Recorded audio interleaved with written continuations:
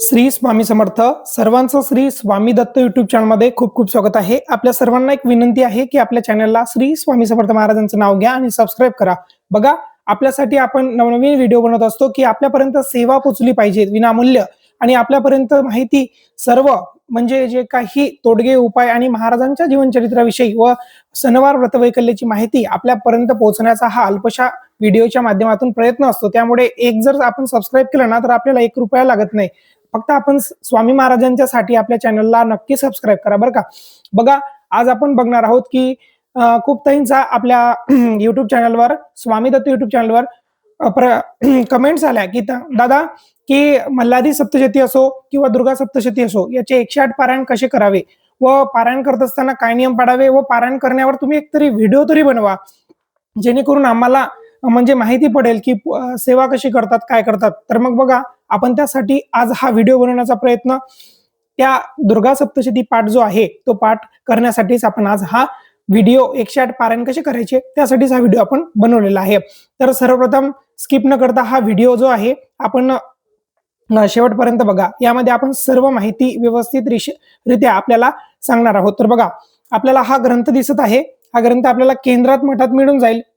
आपला जो आहे हा दुर्गा सप्तशती ग्रंथ आहे. बघा, हा प्राकृत मधला म्हणजे मराठी मधला ग्रंथ आहे. यामध्ये मराठी ओवीबद्ध केलेला ग्रंथ आहे आणि यामध्ये संस्कृत सुद्धा मिळतो केंद्रात मठात. तर आपण तो सुद्धा वाचू शकतो. जर आपल्याला संस्कृत वाचता येत असेल तर आपण तो वाचू शकतो. तर बघा, दैनंदिन जीवनामध्ये आपल्याला मनुष्य जन्म मिळालेला आहे आणि दैनंदिन जीवनामध्ये आपण जीवन जगत असताना आपल्याला अनेक प्रकारच्या समस्या उद्भवतात. त्यामध्ये कुठल्या प्रकारच्या समस्या असतात की आपल्या घरामध्ये वैवाहिक जीवनामध्ये अडथळे येणं आणि आपल्या घरामध्ये मुला मुलींचे योग्य वय होऊन त्यांचे विवाह न होणं.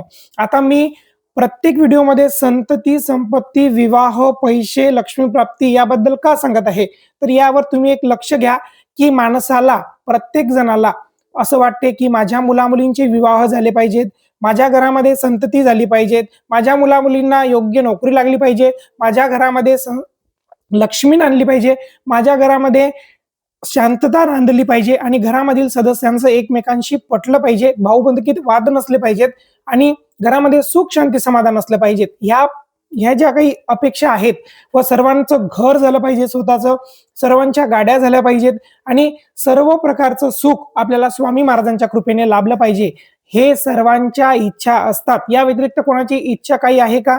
नसते. कारण या कलियुगामध्ये जेव्हा आपण जन्म घेतो ना तेव्हा आपल्याला गाडी पाहिजे, फोन पाहिजे, खूप महागडं अशा काही वस्तू आपल्याला पाहिजे असतात. त्यासाठी आपण सेवा करत असतो व आपले स्वप्न पूर्ण होण्यासाठी आपण सेवा करत असतो. मग आपण कुठल्या प्रकारची अशी सेवा केली की प्रत्यक्ष भगवती सप्तशतीच्या पाठातून आपल्याला आशीर्वाद देईल निमित्त मात्र, तर ही सेवा आहे 108 दुर्गा सप्तशती पाठाची. तर बघा, भगवतीने या दैत्यांचा नाश केला व देवांना स्वर्ग प्राप्त करून दिला.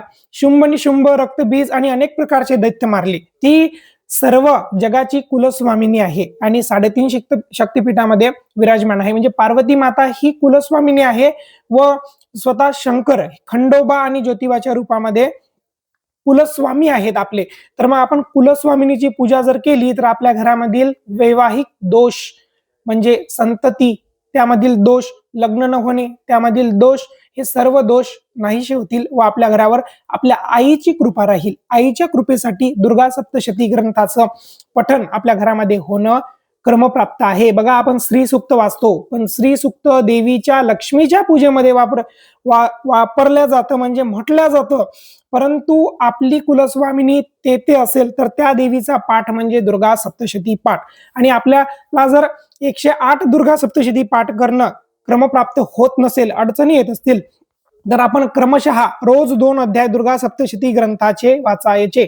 जवळच्या केंद्रात मठात आपल्याला ही पुस्तिका मिळून जाईल. यामधील आपल्याला बघा, यामध्ये सर्व काही स्तोत्रमंत्र, देवीचे पाठ, देवीचं 5 मंत्र, मंगलाचरण, अर्गला स्तोत्र, किलक, मग त्यानंतर हे सर्व अध्याय आहेत. तर मग आपल्याला एवढं वाचणं शक्य होत नाही, तर मग ज्यांना कोणाला शक्य नसेल त्यांनी रोज 2 अध्याय वाचायचे. मंगळवारपासून स्टार्ट करायचं. आणि ज्यांना कोणाला 108 पारायण या ग्रंथाचे करायचे आहेत त्यांनी हातामध्ये पाणी घ्यायचं 2 चम्मच, त्यामध्ये अखंड अक्षता टाकायच्या आणि माता भगवतीला हळद कुंकू त्याच पाण्यामध्ये घ्यायचं व समोर एक प्लेट ठेवायची आणि देवघरासमोर आसनस्थ सुगंधित अगरबत्ती लावून माता आपली कुलस्वामिनी जी कुणी असेल, तुळजापूरची तुळजाभवानी, कोल्हापूरची महालक्ष्मी, माहूरची रेणुका माता आणि सप्तशृंग गडावरील सप्तशृंगी माता, तर सर्वप्रथम आपली कुलस्वामिनी माहीत करून घ्या. नसेल माहीत तर आपण केंद्रात मठात जाऊन सुद्धा माहीत करून घेऊ शकता.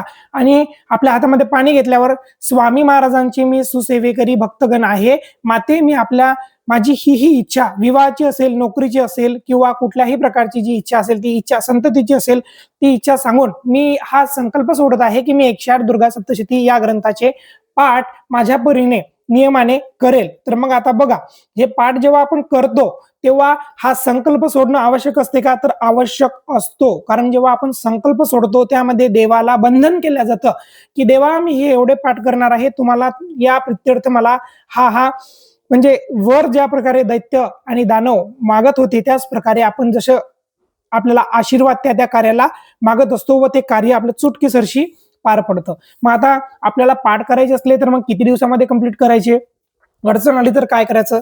तर पाठ करायचे असले तर आपल्याला शक्यतो मंगळवार, शुक्रवार पासून किंवा गुरुवार पासून आपण सुरुवात करावी. शक्यतो अमावस्येपासून सुरुवात करू नये. आणि पाठ सुरू झाल्यानंतर आपण नियमाने रोज त्याच वेळेत आपण ते पाठ वाचावे. शक्य नसेल तर आपण आपल्या वेळेनुसार पाठ वाचावे. आणि दुर्गा सप्तशती ग्रंथ हा रात्री वाचत नसतात, कारण भगवतीचं जे रूप आहे ते निद्रा रूप आहे. त्यामुळे दिवसभरात सूर्यसाक्षी असला तोपर्यंतच आपण दुर्गा सप्तशतीचे पाठ करावं. आणि बाकीचे जे पारायण असतात की श्री संक्षिप्त भागवत झालं, स्वामी चरित्र झालं, मल्हारी सप्तशती झालं, तर याला रात्री वाचायला हरकत नाही. परंतु दुर्गा सप्तशती जो पाठ आहे तो तुम्हाला सूर्य साक्षी असतानाच वाचता येतो. आणि दिवसभरात आपण 2 पाठ करू शकता बघा एका आसनावर. आणि आपल्याला सलग जर 108 दिवस जर न चुकता रोज एक पाठ करायचा असेल तर तशाच पद्धतीने सुद्धा आपण करू शकतो. आणि पाठ करत असताना नियम एक ठेवायचा की ज्या कोणी म्हणजे विवाह इच्छुक हे असतील, मुली असतील किंवा ज्या कोणी संतती प्राप्तीसाठी प्रयत्न करत असतील, त्या स्त्रिया असतील, भगिनी असतील, तर त्यांनी आपल्या अंगावर हिरव्या रंगाची किंवा पिवळ्या रंगाची ड्रेस किंवा साडी घालावी व आपल्या दोन्ही हातामध्ये काचेचे हिरवे कंकण घालावे, म्हणजे बांगड्या घालाव्या व डोक्यावर पदर घ्यावा, ओढणी घ्यावी आणि हळद कुंकू अक्षत आपण आपल्या कपाळाला लावावं, म्हणजे हळद कुंकू पाहिजेच. आणि पायामध्ये तोरड्या सुद्धा असाव्या. हे स्त्रीचे आभूषण जे आहेत ते माता भगवतीला अट्रॅक्ट करणारे असतात आणि आशीर्वाद अट्रॅक्ट करणारे असतात, त्यामुळे ते तुम्ही घालावे. व आपल्या आई वडिलांचं पहिल्या दिवशी जेव्हा आपण संकल्प करू तेव्हा त्यांचं दर्शन घेऊन, मार्गदर्शन घेऊन एक प्रकारे या पाठाला सुरुवात करावी. व आपण जर केंद्रात मठात जात असाल तर परब्रह्म भगवान श्री स्वामी समर्थ महाराजांना नारळ ठेवावा, आधी विळा ठेवावा, दक्षिणा ठेवावी, हे पाठ चालू करत आहे म्हणून सांगायचं सप्तशतीचे. आणि त्यानंतर आपण हे पाठ घरी चालू करावे. आणि मासिक पाळीमध्ये आपण हे 4 दिवस, मासिक धर्मामध्ये हे आपण 4 दिवस पाठ वर्ज करावे व 4थ्या दिवशी 5व्या दिवशी आपण डोक्यावरून अंघोळ करून आपण हे पाठ वाचायला सुरुवात करावी. म्हणजे 5 दिवस आपण हे वर्ज करावं टोटली. आणि त्याचबरोबर आपण हे पाठ सुरू करत असताना कुणाच्या घरी परान्न खाऊ नये. आपण जितके पाठ केले त्याचं पुण्य त्या घरामध्ये जात असतं जिथे आपण जेवण करू. त्यामुळे आपण ही कल्पना आधी घ्यावी की आपण परान्न टाळावं, कारण आपण खूप मोठी ही सेवा करत असतो आणि असंच पुण्य कोणाला वाटायचं नसतं. आणि स्वामी महाराजांच्या कृपा आशीर्वादाची आपल्याला गरज असते. त्यामुळे या कालावधीमध्ये आपल्याला 3 अध्याय, 11 माळी आणि स्वामी महाराजांचं नामस्मरण नित्य करायचं असतं. एवढ्या प्रमाणात आपल्याला ही सेवा करायची असते न चुकता. आणि जर पाठामध्ये सुद्धा वृद्धी जर आली तर पाठ आपण इतरांकडून कंप्लीट करून घेऊ शकता, परंतु 10 दिवस आपण म्हणजे तेवढं सोडून द्यावे आणि आपणच ते पाठ वाचावे, असंच करावं. कारण संकल्प आपण सोडलेला असतो. गुरुचरित्र पारायणामध्ये वेगळं असतं, पण हे पारायण जे असतात ते वैयक्तिक असतात, त्यामुळे आपल्याला स्वतःलाच करावे लागत असतात. अशा प्रकारे आपण दुर्गा सप्तशती ग्रंथाचे जर पाठ केले तर आपले सर्व मनोकामना पूर्ण होऊन भगवती आपल्याला भरभरून आशीर्वाद देते. घरामध्ये सुख, शांती, समाधान, संतती, विवाह सर्व होते व जे नोकरीचे प्रश्न असतील ते पण सुद्धा मार्गी लागतात. आणि मातेच्या कृपा आशीर्वादाने घराचा वंश हा यावच चंद्र दिवा करो राहतो व घरामध्ये लक्ष्मी नांदते व कुलदेवतेची सेवा केल्यामुळे घरामध्ये संरक्षण नांदत असते. बघा, स्किप न करता सर्वांना हा व्हिडिओ तुम्ही सुद्धा बघा आणि सर्वांना सुद्धा पाठवा, कारण ही सेवा अतिउच्च कोटीची आहे. त्यामुळे न चुकता 108 दिवस आपण हे पारायण केले तर भगवती निश्चितच आपल्याला आशीर्वाद देईल. तर आपल्याला हा व्हिडिओ कसा वाटला आपण कमेंटमध्ये सांगू शकता आणि प्रत्येक व्हिडिओ जर आपण एक श्री स्वामी समर्थ जर कमेंट केली तर महाराज आपल्याला निश्चितच आशीर्वाद देतील अशी मी महाराजांचरणी प्रार्थना करतो. भेटूया दुसऱ्या व्हिडिओमध्ये. तोपर्यंत श्री स्वामी समर्थ. श्री गुरुदेव दत्त.